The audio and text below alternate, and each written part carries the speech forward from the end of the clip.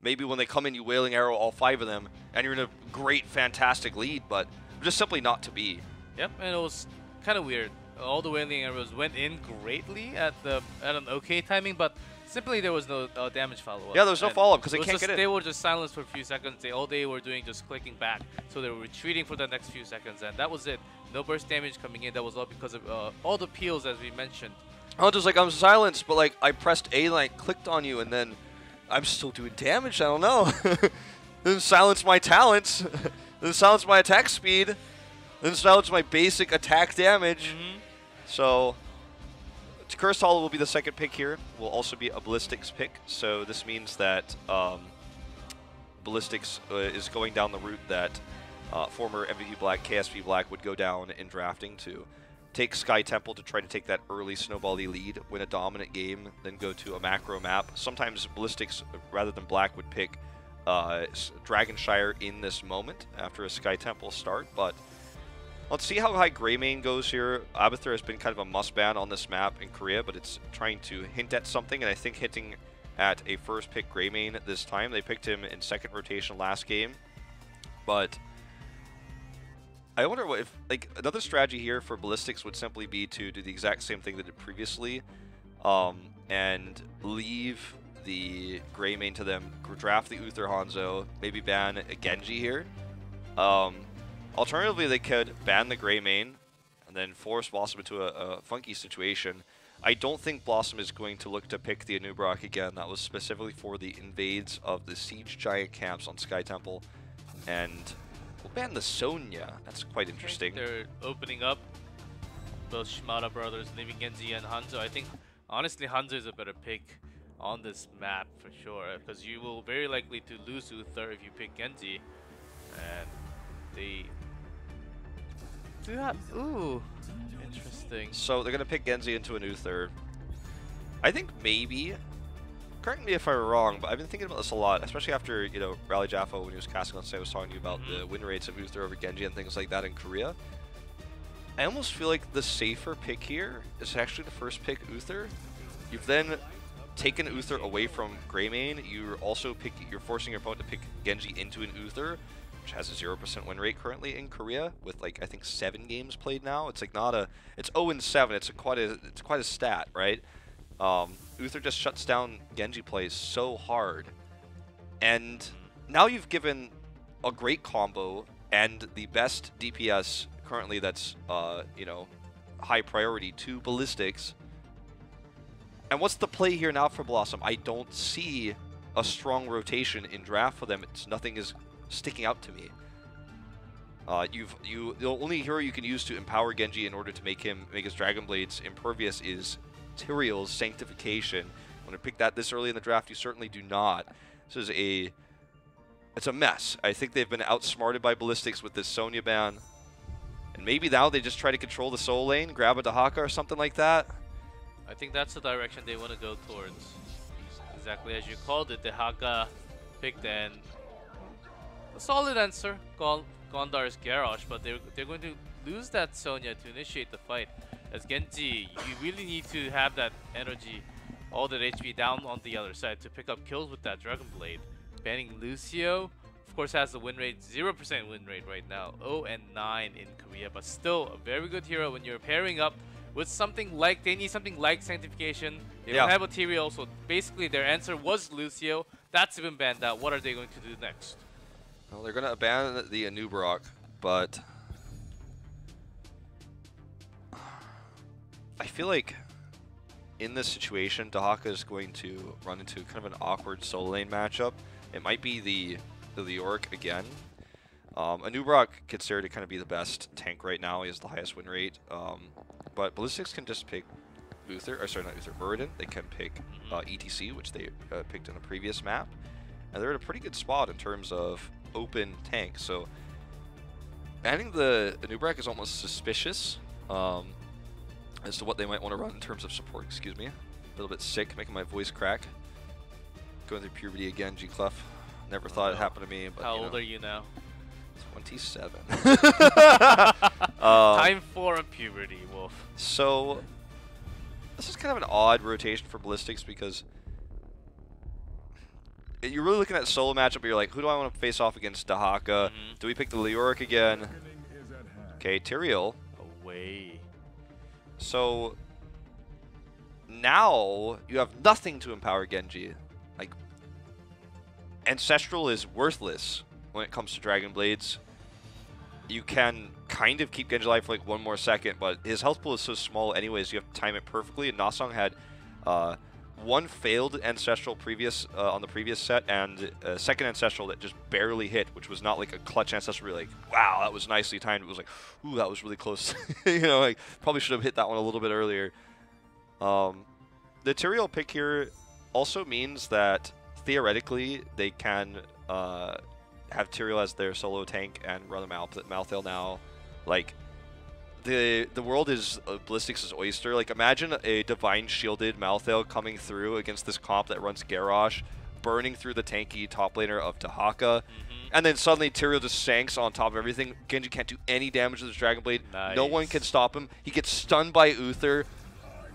Rhaegar is a weak pick here, and it's not going to help Zeratul either. So basically they're going all in on single target, but is that the right choice against Uther and Tyrael on the other side?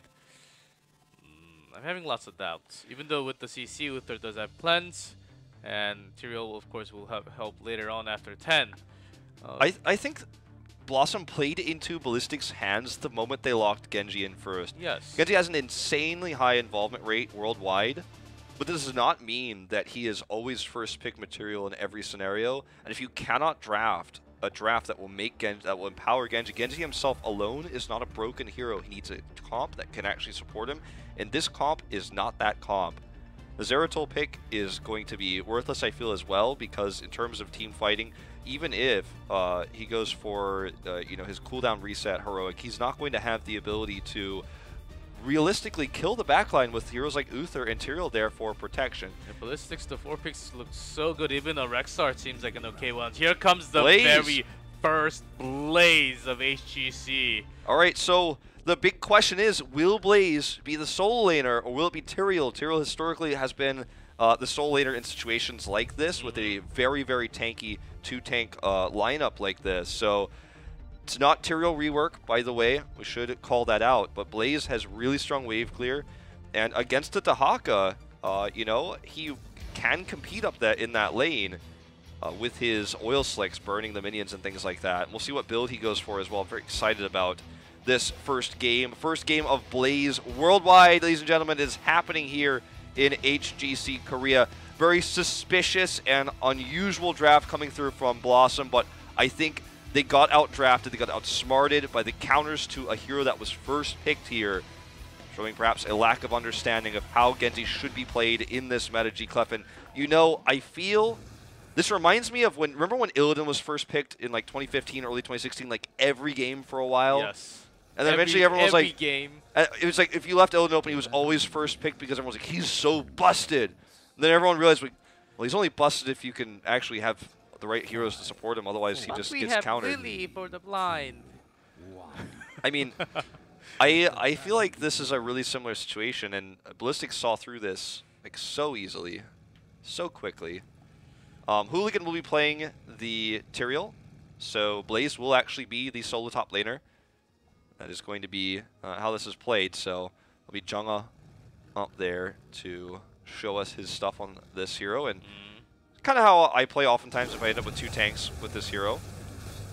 It does work for me because of the wave clear. Like, I like it a lot. It's not ideal, but it's a good situation for Ballistix at the moment.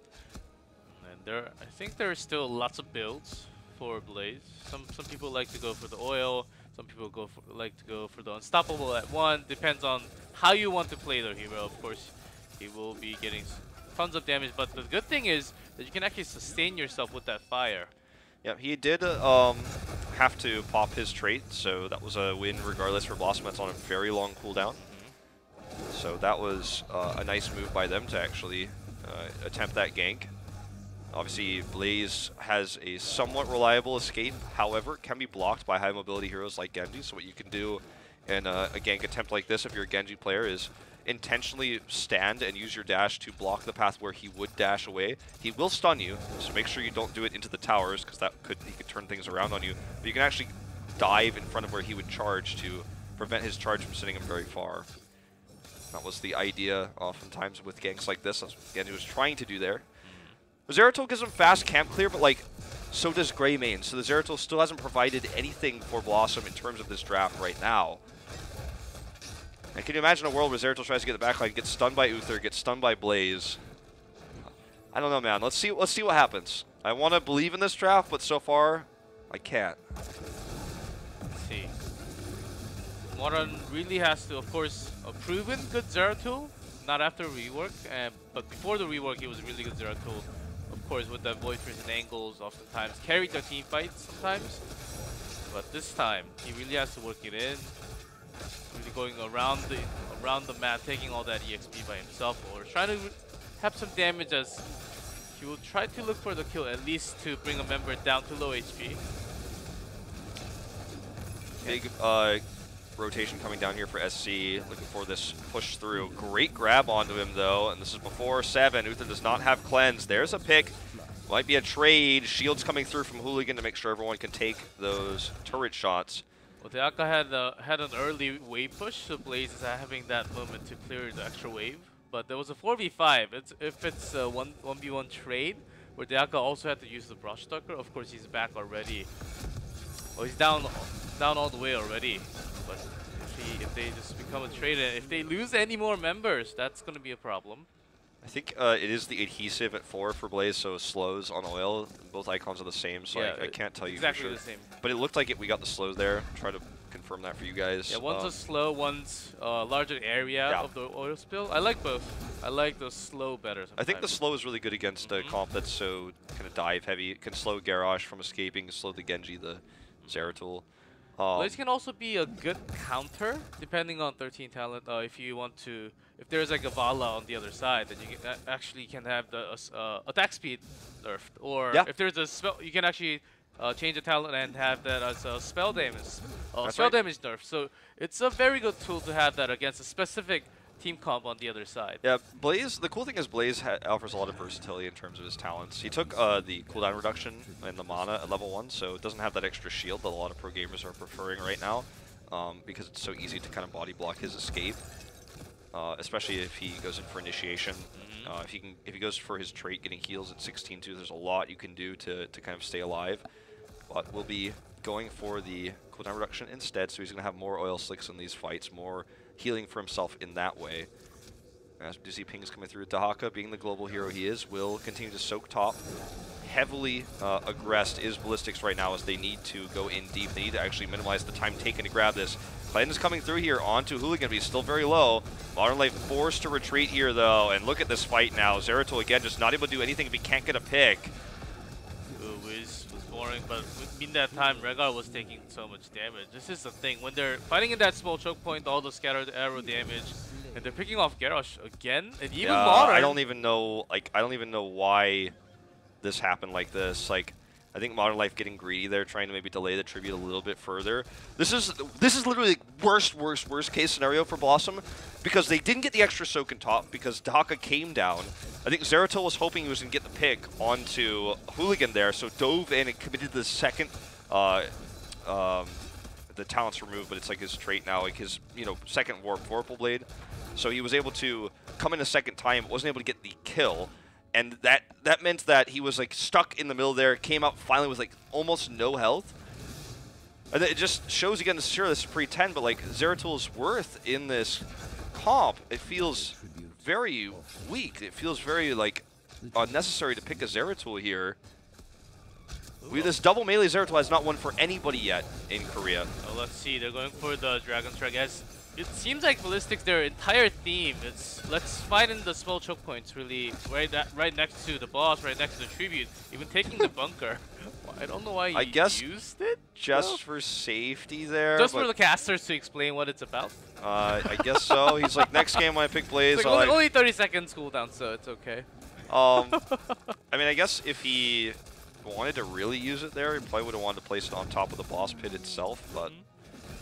I really get the boss, they double boss. This is the dream. Like, this is only, like, really Ballistix formerly L5 and KSP Black formerly MVP Black been able to make this work so systematically every time they play on this map against teams that they are just simply better than in terms of mechanics. Just rotate faster, win a team fight, double boss into curse. Like, you could not, like, this situation could not be worse for BlossoM. It is, like, tell me how it could be worse. It can't be worse. Like, it is the best for Ballistix. It can't be better than this. I guess like maybe a stray arrow could have hit Dahaka there, prevent his Hearth home, and he could have died. That would make it worse. Jungle was trying to flank him. You could see. They were like, literally they picked double melee with a Genji comp into a Tyrael that has Sank. This situation, like the game was almost like lost for BlossoM, I feel, in the draft, and like I don't know, guys. It's messy. I'm not gonna lie to you guys. This game game is not going the way BlossoM wanted it to, and I think they knew from the start that when they spawned that it might go away from them. With everything that you said, really the draft has been working not well for BlossoM. The pokes are crazy from SDE. Blaze has been doing damage and soaking all the time. Wiz joins the fight for no reason. He can just tank some damage, getting that stun from the jet propulsion. Void Prison actually locked in. Yeah. But Sank comes to try to make sure that, like, no matter what, this doesn't actually do anything. It's just the trade, and with Void Prison, Zeratul can actually not get the kill because he will do a lot less damage now. Okay, they're going to use this bunker to actually commit here heavily into this core. Again, Ancestral barely hits, but Nasong gets out. Regardless, though, bunker, boss on core, huge taunt, but for what? Dragon Strike to make it cool. It looks cool. Style points here. That's all, but the boss is still way too healthy, and the core is going down, and that's going to be game 2. So probably frustrated is SDE that he didn't get to show the Dragon Blade that SC showed. He's